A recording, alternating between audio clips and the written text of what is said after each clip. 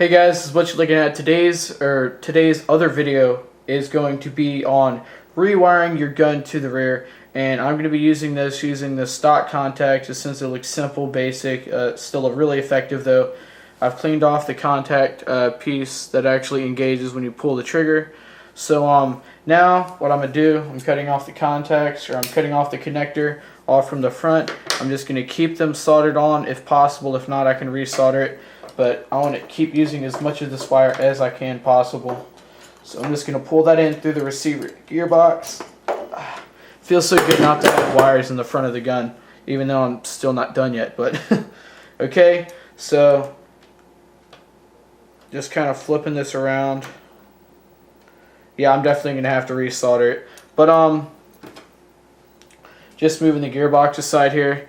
Just showing you the contacts. I'm going to go ahead and get my soldering iron out, and we're going to do that.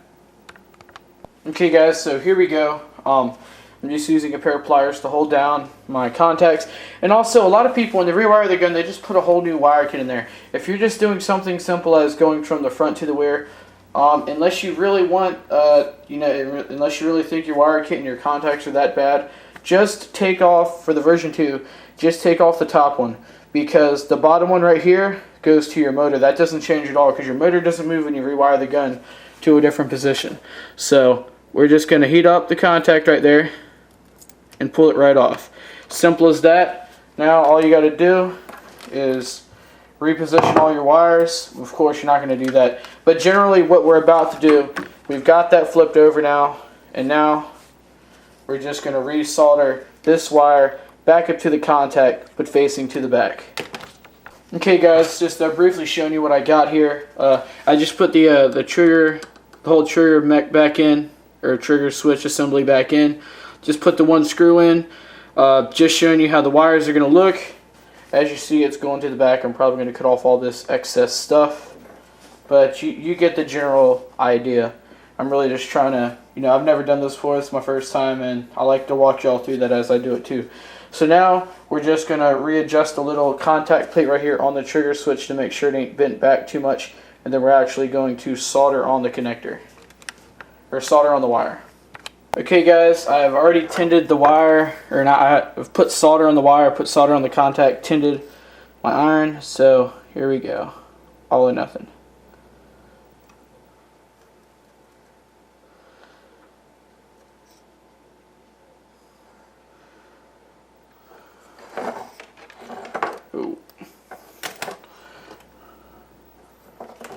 I'm going to redo that.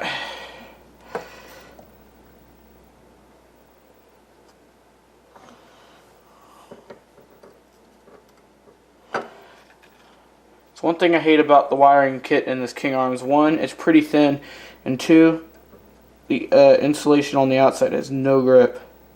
Okay, that's a very solid solder. So I'm going to go ahead and turn the iron off for now, and I'm going to put all the wires in the channel and show you the final result. Okay guys, sorry for the weird angle, but so yeah, all my wires are in now. I'm going to just put my gears in just to make sure nothing's going to be hitting. Nothing's going to hit that. And I got to check the sector gear for everybody that trigger contacts. Nothing's going to hit that. And then the last thing is the anti-reversal latch. And nothing's going to hit that. Okay guys, so looks like everything's good. I'm going to go ahead and put the gearbox back together now. We're going to test it out. Okay, I forgot to mention that these wires aren't going through the channel and staying there really good. So I figured I'd put heat shrink on them because, that'll probably make them both stay together and probably actually just kind of stick in the channel.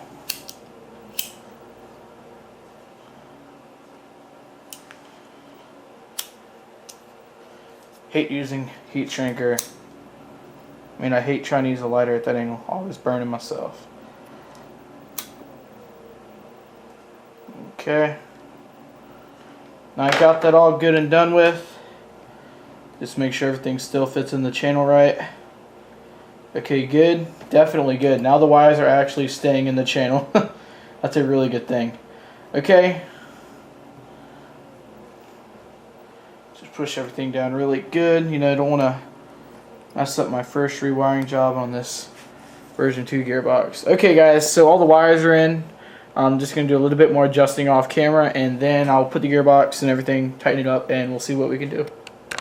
Okay guys, we're almost done rewiring our gun now. I successfully put the wires through the small spacing in the buffer tube, screwed it tight, locked up the tightening nut here on the buffer tube itself.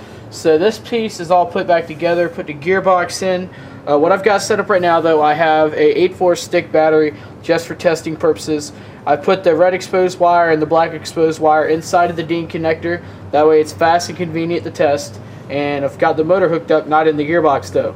If I pull the trigger and the motor cycles, you know, the way it should, and I don't see any sparks flying, or if it can shoot a second time, we know we've done this the right way. Or I know I've done this the right way, and you'll know you've done it the right way if you get the same results. So here we go. Okay, so it works. Okay guys, I skipped on showing you me doing the DIN's connectors. Y'all seen that a couple of times on video. But just one more check. I got the battery plugged in, and I got the motor's wires back on, and we're just going to double check again just to make sure everything's good. Everything's good.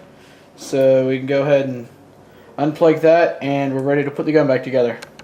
Okay guys, here is the final product. There's no aesthetic difference of course, but I really can't shoot it with the battery in there because I'm still waiting for it to come in the mail.